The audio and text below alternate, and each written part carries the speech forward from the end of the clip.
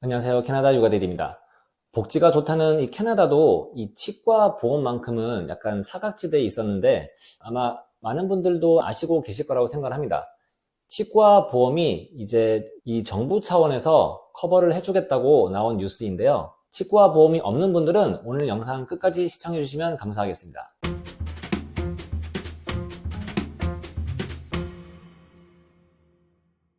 그 정부가 조사한 발표에 의하면 캐나다 국민들 중 약 3분의 1이 이 치과 보험이 없다고 그렇게 나왔는데요. 이 치과 보험은 주별로 좀 다른 걸로 알고 있습니다. 어떤 주는 지금 혜택이 좀 있는 걸로 알고 있고, 지금 제가 살고 있는 온타리오주 같은 경우에는 치과 보험 없이는 아마 대부분 자기 돈을 내고 이렇게 지금까지 치료를 해왔는데요. 이번에 생겨난 치과 보조금이 이제 나온 배경에는 이제 이분이 이제 정치를 하신 분인데, 제가 알기로는 NDP 소속이라고 알고 있습니다. 아마 한국에 비교를 하자면 좀 정의당이랑 비슷하지 않을까 그렇게 생각을 해봤습니다. 아무튼 이렇게 좋은 정책을 해준 이 캐나다 정치인들에게 다시 한번 감사를 드리고요.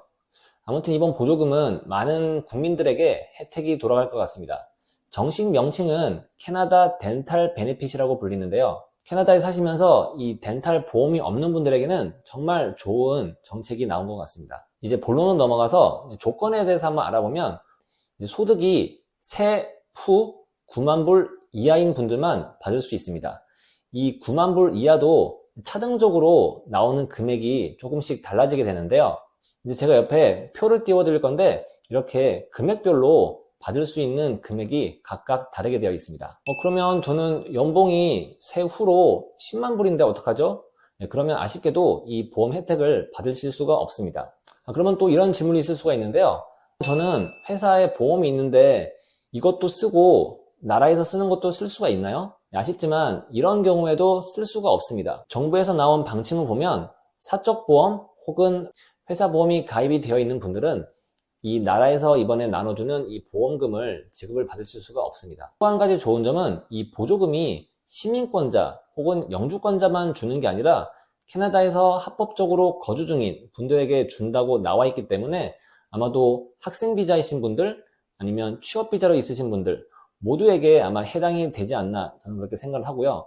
아래 좀 더 디테일한 내용을 살펴보겠습니다. 지금 현재 CCB, 그러니까 육아보조금이죠. 육아보조금을 받고 있으신 분들에게 해당된다고 나와 있고요. 그리고 2021년도, 즉 작년도 세금 보고를 올해 하신 분들에 한해서 지원이 나간다고 나와 있습니다. 아마 본인들이 대부분 다 아실 거예요. 그렇게 내가 이런 조건에 해당된다 그러면은 여러분들이 지금부터 캐나다 정부에서 제공하는 치과 보험 혜택을 받으실 수가 있습니다. 저는 자녀가 3명인데 3명도 다 받을 수 있나요? 네, 물론 자녀가 1명이든 2명이든 3명이든 각각 개개인별로 신청이 가능하니 자녀 수에 상관없이 이거는 신청할 수 있다고 나와 있고요. 다만 여러분이 신청을 하지 않으면 나오지 않는 금액이기 때문에 여러분이 기간별로 이 캐나다 정부에서 정해진 기간을 줬거든요. 제가 여기 옆에 자료를 띄워드릴 텐데 이 기간 내에 치료받은 내역들을 CRA에 보고를 하고 요청을 하면 이제 내신 금액을 돌려받는 그런 구조로 되어 있습니다. 그럼 여기서 한 가지 이제 의문사항이 드실 텐데요. 보통 치과는 한 번 가면은 1000불 정도 깨진다는데 650불, 이거 뭐 맥시멈으로 받아도 650불인데 이거 다 커버를 못 받는 거 아닌가요? 이렇게 생각하실 수 있는데요. 지금 이 정책 같은 경우에는 완벽한 프로그램으로 나와진 게 아니라 일단은 2년 정도의 프로그램으로 나온 걸로 제가 알고 있습니다. 예를 들어서 만약에 내일 여러분의 자녀 중에 한 명이 치과 치료를 받았는데 1000불이 나왔습니다. 일단 이번 신청 기간에는 650불을 청구를 해서 받으시고요. 그리고 이제 다음 신청 기간인 2023년 이제 7월이 되면 나머지 이제 1000불에서 650불을 빼면 350불이 남잖아요. 그 350불을 또 추가로 신청을 해서 돈을 돌려받을 수 있습니다. 그렇기 때문에 치과 진료비가 조금 많이 나왔다고 하시더라도 이거를 2번에 걸쳐서 나눠서 신청할 수 있는 거기 때문에 그 부분에 대해서도 잊지 마시고 신청을 하시면 좋을 것 같습니다. 그리고 이 치과 진료를 통해 돌려받는 모든 금액은 이제 세금이 면제되는 텍스 프리이고요.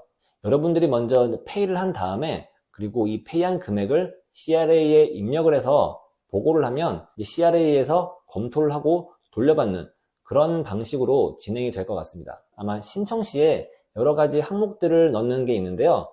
반드시 이제 치과에 예약을 해서 그 날짜가 있어야지 신청이 가능하다고 나와 있고요. 그리고 이 영수증은 최장 6년까지 이제 가지고 있으라는 그런 내용이 있으니까 여러분들이 치료를 받으신 후에도 내가 이번에 돈을 돌려받았으니까 뭐 이제 필요가 없겠다 라고 버리지 마시고 6년까지는 꼭 가지고 있으라고 이 내용이 나와 있으니 꼭 참고하시기 바라겠습니다. 그리고 이제 신청을 하게 되면 생각보다 금액이 빨리 입금이 되더라고요. 프로세싱만 문제없이 잘 진행이 된다면 5일에서 10일 정도면 이제 통장으로 입금이 된다고 하니까 이제 캐나다답지 않게 정말 일 처리를 빨리 하는 것 같습니다.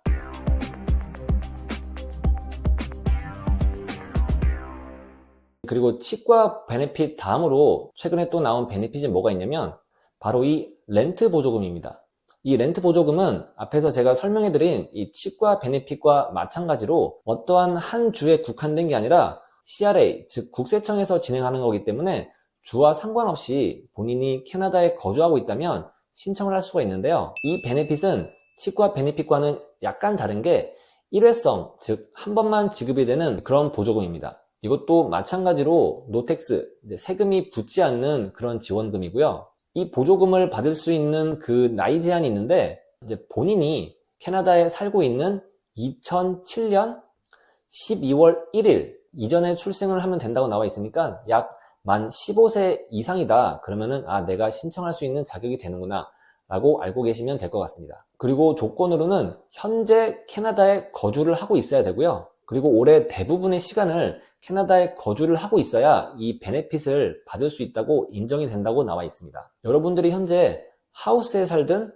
콘도에 살든 그리고 학교 기숙사에 살든 아니면 모빌홈에 살든 여기 캐나다 CRA에 나와 있는 기준으로는 거의 모든 대부분 주거 환경에 여러분들이 렌트로 살고 있다면 이 렌트 보조금을 받을 수 있을 것 같습니다. 이제 좀 더 자세히 이 베네핏을 받을 수 있는 이제 기준을 제가 말씀드리자면 마찬가지로 올해 2021년 세금 보고를 완료를 하셨어야 되고요. 그리고 이 베네핏 역시 소득에 따라서 달라지는데요.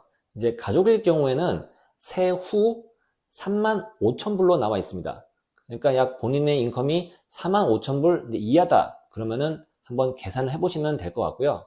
그리고 싱글 같은 경우에는 마찬가지로 세후 다 뗀 금액이 2만 불 이하면 받을 수 있는 조건으로 나와 있습니다. 그래서 싱글인 경우에는 자기의 인컴이 한 25,000불 된다. 그러면 한번 신청할 수 있는 그런 자격이 된다고 보시면 될 것 같습니다. 그리고 또 다른 조건은 렌트를 하고 있는 금액이 소득의 약 30%를 넘어야 된다고 나와 있는데요. 그래서 제가 저 연봉이 나와 있는 기준으로 한번 계산을 해봤더니 가족이신 분들은 약 880불 월 기준이고요. 그리고 개인은 500불입니다.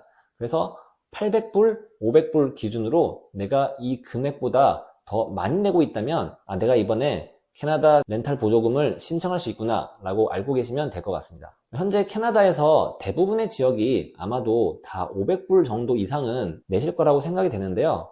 제가 여기 아래 링크를 걸어 드릴 테니까 이 링크는 자가 테스트를 할 수 있는 그런 링크입니다. 한번 가셔가지고 몇 가지만 입력을 하면 내가 해당이 되는지 안 되는지 나와 있기 때문에 한번 꼭 해보시고 이번 정부에서 주는 500불 꼭 받으셨으면 좋겠습니다. 그리고 신청할 때 이제 필요한 정보가 몇 가지 있는데요. 현재 본인이 살고 있는 렌트 주소, 그리고 2022년 이제 올해죠.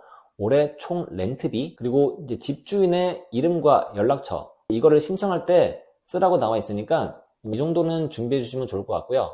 그리고 신청은 12월 12일 이제 다음 주죠. 다음 주부터 신청을 할 수 있기 때문에 여러분들이 캐나다에 살고 그리고 렌트를 살고 이거 역시 CRA에서 진행하는 거기 때문에 시민권자든 영주권자든 아니면 학생이든 워크퍼밋으로 있든 제가 아까 말한 그 자격 조건에 해당이 되신다면 반드시 알아보시고 신청을 해서 정부에서 주는 이 좋은 혜택을 놓치지 마시기 바라겠습니다. 네, 오늘 영상은 여기까지고요. 제 영상이 마음에 드셨다면 구독과 좋아요 눌러주시면 감사하겠습니다. 그러면 다음 시간에 또 찾아뵙겠습니다. 감사합니다.